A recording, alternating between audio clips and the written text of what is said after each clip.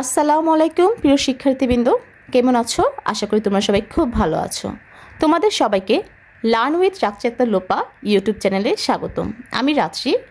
আজকে আমি তোমাদের মাঝে চতুর্থ শ্রেণীর আমার বাংলা বইয়ের আজকে আমার ছুটি চাই এই পাঠটি নিয়ে আলোচনা করব।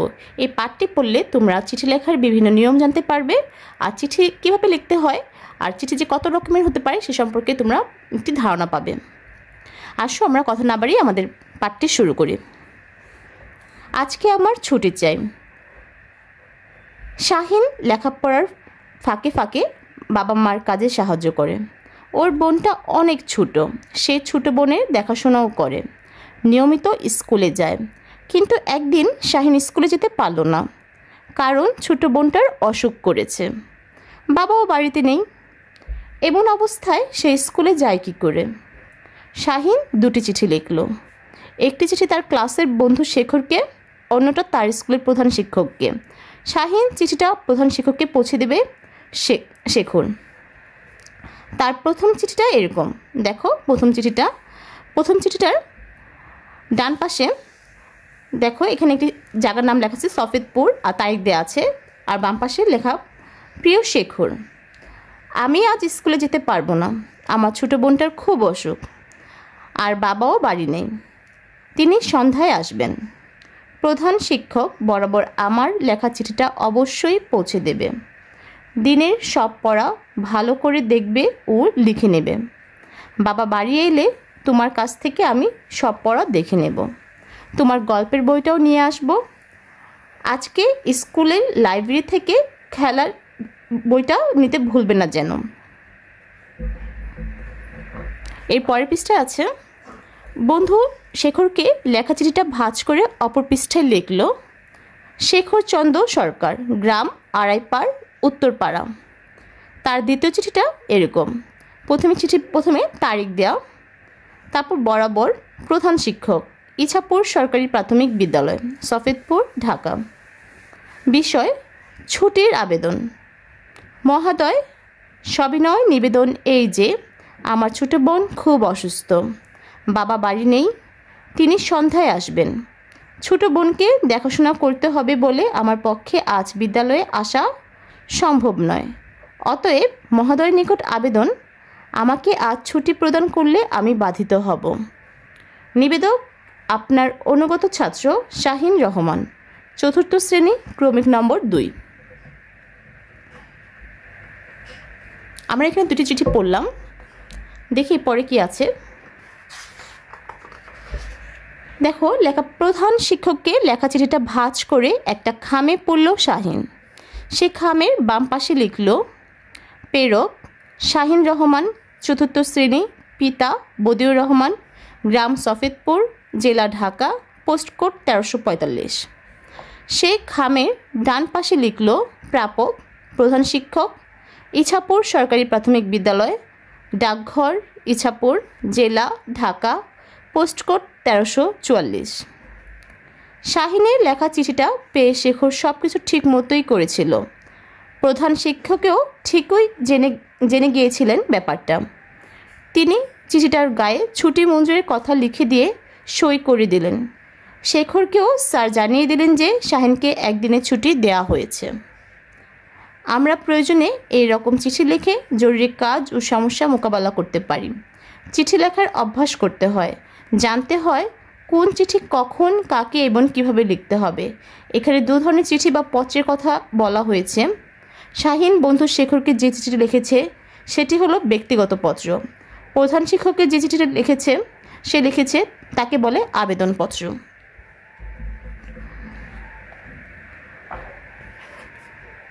দেখো অনুশীলনীতে কি আছে। অনুশীলনী 1 জেনে নেই। ক, চিঠি কয়েক রকম হতে পারে, যেমন ব্যক্তিগত চিঠি, পারিবারিক চিঠি, নিমন্ত্রণপত্র, ব্যবসায়িক চিঠি, দাপ্তরিক চিঠি, অনুরোধপত্র বা আবেদনপত্র ইত্যাদি। খ, চিঠির মধ্যে সাধারণত কয়েকটি অংশ থাকে, যেমন 1 যেখান থেকে চিঠি লেখা হচ্ছে সেই জায়গার নাম, ঠিকানা ও তারিখ। 2 সম্বোধন বা সম্ভাষণ। 3 মূল বক্তব্য, ভিতরে যে কথাগুলো থাকে। 4 বিদায় সম্ভাষণ বা পত্রের ইতি টানা। 5 প্রেরকের যে চিঠি পাঠাচ্ছে তার নাম ও ঠিকানা। 6 প্রাপকের যে চিঠি পাবে তার নাম ও ঠিকানা। দেখো, তাহলে আমরা এই পাঠটি পড়ে জানলাম যে চিঠি কয়েক রকম হতে পারে। আমরা যদি কখনো আমাদের কোনো সমস্যার কারণে বিদ্যালয়ে যেতে না পারি কিংবা বিদ্যালয়ে যাওয়ার পর আবার আমাদের ছুটি নিয়ে বাসায় চলে যেতে হয়, তাহলে আমরা যে চিঠিটা লিখবো সেটাকে বলা হয় আবেদনপত্র। আর যদি আমরা ব্যক্তিগতভাবে কোনো বন্ধু কিংবা আমাদের বাবা দাদা কাউকে চিঠি লিখি, তাহলে সেটা হবে ব্যক্তিগত পত্র।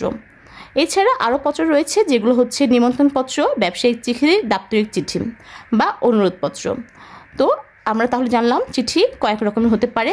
আর চিঠির মধ্যে কয়েকটি অংশ থাকে। চিঠির মধ্যে কয়েকটি অংশ থাকে? চিঠির মধ্যে থাকে 6টি অংশ।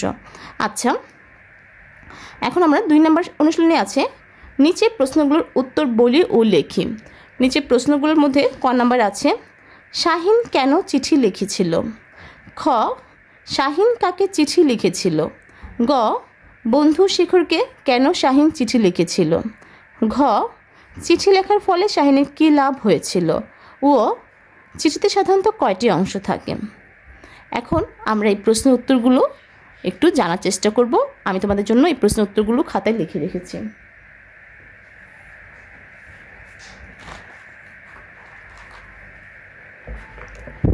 দেখো প্রশ্নের উত্তর কী কী আছে। প্রশ্ন উত্তর ক নাম্বার ছিল, শাহিন কেন চিঠি লিখেছিল? উত্তর হবে, শ্রেণী শিক্ষক যেন জানতে পারে কেন সে আজ ক্লাসে উপস্থিত হতে পারছে না এবং তাকে যেন একদিনের ছুটি মঞ্জুর করা হয়, সে কারণে চিঠি লিখেছিল। খ, শাহিন কাকে কাকে চিঠি লিখেছিল? উত্তর হবে, শাহিন চিঠি লিখেছিল দুজনের কাছে। একজন তার শ্রেণী শিক্ষক জনাব লতিফ সাহেবকে, অন্যজন শাহিনের ক্লাসের বন্ধু শেখরকে। দেখো গ নাম্বারে আছে, বন্ধু শেখরকে কেন শাহিন চিঠি লিখেছিল? উত্তর হবে, বন্ধু শেখরকে শাহিন চিঠি লিখেছিল 1 নাম্বার লতিফ স্যারকে লেখাচিঠা পৌঁছে দেওয়ার জন্য। 2 স্কুলের সব পড়া ভালো করে বুঝে ও লিখে নিয়ে আসার জন্য। 3 গল্পের বই ও স্কুলের লাইব্রেরি থেকে খেলার বইটি নিয়ে আসার জন্য। গ নাম্বার চিঠি লেখার ফলে শাহিনের কী লাভ হয়েছিল? উত্তর হবে 1 নাম্বার চিঠি লেখার ফলে শাহিনের শিক্ষক লতিফ স্যার জানতে পেরেছিল কেন শাহিন ক্লাসে আসতে পারেনি। 2 শিক্ষক তাকে একদিনের ছুটি মঞ্জুর করেছিল। তাহলে আমরা প্রশ্ন উত্তরগুলো জেনে গেলাম। তোমরা বাসায় এই প্রশ্ন উত্তরগুলো বেশি বেশি করে পড়বে এবং লিখবে। দেখো 3 কি আছে? 3 আছে শূন্যস্থান পূরণ করি। এখানে আছে চিঠির প্রথম অংশ, দ্বিতীয় অংশ, তৃতীয় অংশ, চতুর্থ অংশ, পঞ্চম অংশ, ষষ্ঠ অংশ। মানে চিঠিতে যে 6টি অংশ থাকে সেই 6টি অংশের নাম আমাদের লিখতে হবে। আমি তোমাদের জন্য খাতায় এই চিঠির 6টি অংশের নাম লিখে রেখেছি। আসো আমরা একটু দেখি। দেখো শূন্যস্থান পূরণ করি। চিঠির প্রথম অংশ। চিঠির প্রথম অংশ, যেখান থেকে চিঠি লেখা হচ্ছে সেই জায়গার নাম, ঠিকানা ও তারিখ। দ্বিতীয় অংশ, সম্বোধন বা সম্ভাষণ। তৃতীয় অংশ, মূল বক্তব্য। চতুর্থ অংশ, বিদায় সম্ভাষণ। পঞ্চম অংশ, প্রেরকের নাম ও ঠিকানা। ষষ্ঠ অংশ, প্রাপকের নাম ও ঠিকানা।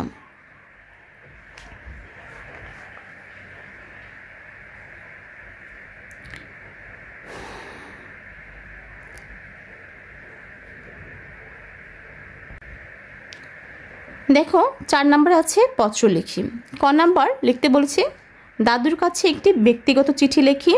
খ নাম্বার লিখতে বলেছে পাশের স্কুলের সাথে অনুষ্ঠিত ফুটবল খেলা দেখার জন্য 4th শ্রেণীর পক্ষ থেকে ছুটি চেয়ে প্রধান শিক্ষকের নিকট একটি আবেদনপত্র লিখি। আচ্ছা, আমি তোমাদের জন্য খাতায় এই পত্র দুটি লিখে রেখেছি, একটি ব্যক্তিগত চিঠি আর একটি হচ্ছে আবেদনপত্র। আসো আমরা একবার পড়ে নিই। প্রথমে আমি লিখেছি দাদুর কাছে একটি ব্যক্তিগত চিঠি লিখি। প্রথমে আমরা বাম পাশে কী লিখব? বাম পাশে লিখব হচ্ছে ঠিকানা, যেমন আমি এখানে লিখেছি গ্যান্ডারিয়া, ঢাকা, আর ঠিকানা আর তারিখ। তোমরা তোমাদের ঠিকানা লিখবে এবং যে তারিখে চিঠিটি লিখছো সেই তারিখটি লিখবে। তোমাদের আরেকটি কথা বলে নেই, সবসময় চিঠিতে তোমরা এই পাশ আর এই পাশ এমন করে লেখার চেষ্টা করবে, কখনো এই পাশ থেকে এই পাশে আসবে না, ঠিক আছে? তোমরা এই জিনিসটা সবসময় খেয়াল রাখবে। যখন তোমরা পরীক্ষাতে লিখবে তখনও তোমরা সবসময় এই পাশ আর এই পাশে লেখার চেষ্টা করবে, আর যদি এক পৃষ্ঠাতে লিখতে পারো তাহলে সেটা আরও ভালো হয়। আচ্ছা, আমরা পড়ি। প্রথমে তো বললাম এখানে হবে হচ্ছে ঠিকানা, তারপরে ঠিকানা তারিখ বাম পাশে লিখবো, তারপর আমরা ডান পাশ থেকে লেখা শুরু করব। প্রিয় দাদু, দাদুর কাছে লিখতে বলেছে তাই আমরা প্রিয় দাদু লিখতে পারি, শ্রদ্ধেয় দাদু লিখতে পারি, তোমরা লিখতে পারো। এরপর প্রিয় দাদুর পরে আমার সালাম নেবেন, আশা করি ভালো আছেন, আপনার দোয়া ও আল্লাহর রহমতে আমিও ভালো আছি। আপনার চিঠিতে আমার বার্ষিক পরীক্ষার প্রস্তুতি সম্পর্কে জানতে চেয়েছিলেন। আপনার অবগতির জন্য জানাচ্ছি যে আমার পরীক্ষার প্রস্তুতি ভালো, আশা করি এবারও প্রথম স্থান অধিকার করতে পারবো। আমার জন্য দোয়া করবেন। আজ আর নয়, দাদিকে আমার সালাম জানাবেন এবং আমার জন্য দোয়া করতে বলবেন। ইতি আপনার স্নেহের আশা। আমাদের চিঠিটা কিন্তু শেষ। এরপরে কিন্তু আমাদের ব্যক্তিগত চিঠির জন্য একটা আমাদের খাম বানাতে হয়। এই যে দেখো খাম, এখানে আমরা একটা খামের মতো আর্ট করেছি। আর্ট করে বাম পাশে আমরা ডাক টিকিট লিখে এখানে দাগ দিয়েছি।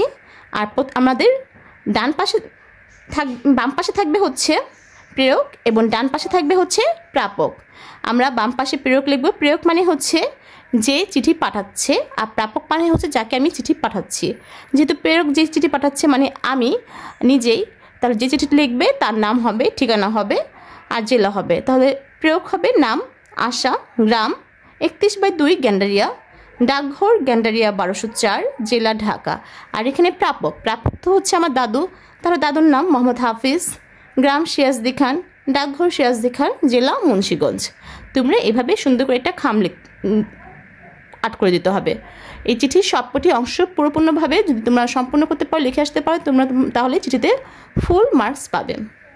তোমরা আমি যেভাবে দেখিয়েছি সেই নিয়ম অনুযায়ী চিঠিটি লেখার চেষ্টা করবে।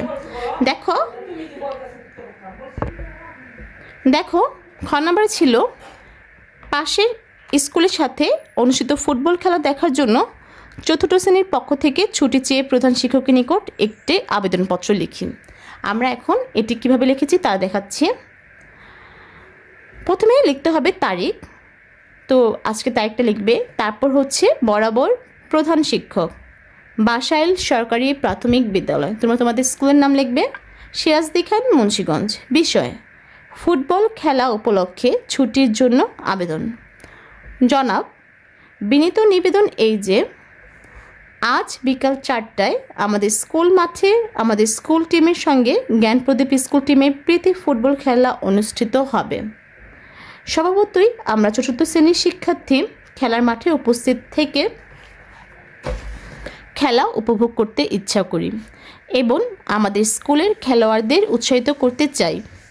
অতএব অনুগ্রহপূর্বক আমাদের চতুর্থ শ্রেণীর শিক্ষার্থীদের আজ অর্ধদিনের ছুটি মঞ্জুর করলে চিরকৃতজ্ঞ থাকব। বিনীত আপনার একান্ত অনুগত রাজশ্রী, চতুর্থ শ্রেণীর শিক্ষার্থীদের পক্ষে। আশা করি তোমরা আবেদনপত্রটা কীভাবে লিখতে হয় তা বুঝতে পেরেছ। যে বিষয়ে আবেদনপত্র লিখতে হবে সেটা সেই চিন্তা করেই তোমরা লিখতে পারবে। আবেদনপত্র লেখা খুবই সহজ। তোমরা যদি সঠিক নিয়ম মেনে আবেদনপত্র লিখতে পারো তাহলে তোমরা একটা ফুল মার্ক পেতে পারো। আর আবেদনপত্র কিন্তু সব নিয়ম একই। প্রথমে যে দেখো এই যে এতটুকু কিন্তু সব সময় একই থাকবে, শুধু বিষয়টা যে বিষয় লিখতে বলবে সেই বিষয়টা লিখবে। এরপর মাঝের কথাগুলোও কিন্তু কিছু কিছু এক আছে, আর বিষয়ের সাথে সঙ্গতিপূর্ণ রেখে মিল রেখে তোমরা বাকি কথাগুলো লিখবে। এরপর কিন্তু দেখো নিচে বিনীত আপনার একান্ত অনুগত, এগুলোও কিন্তু সব আবেদনপত্রে একই রকম থাকবে। আশা করি তোমরা সুন্দরভাবে পরীক্ষাতে আবেদনপত্র লিখতে পারবে। এরপর দেখো 5-এ কী ছিল? 5-এ লেখা ছিল লিখলো, দেবে, করছে, দেখবে, আসবো, পারছি, লিখব, করলেন, জানতে, এগুলো সবই ক্রিয়াপদ। যার দ্বারা কোনো কাজ করা বোঝায় তাকে ক্রিয়াপদ বলে। তাহলে আমরা জানলাম ক্রিয়াপদ কাকে বলে, যার দ্বারা কোনো কাজ করা বোঝায় তাকেই বলা হয় ক্রিয়াপদ। আজকের পাঠটি এই পর্যন্তই। আশা করি তোমাদের পুরো পাঠটি ভালো লেগেছে। যদি ভিডিও ভালো লাগে অবশ্যই লাইক কমেন্ট শেয়ার করবে। আর আমার চ্যানেলে যদি তোমরা নতুন হয়ে থাকো অবশ্যই সাবস্ক্রাইব করে আমার পাশে থাকবে। ধন্যবাদ সবাইকে। আল্লাহ হাফেজ।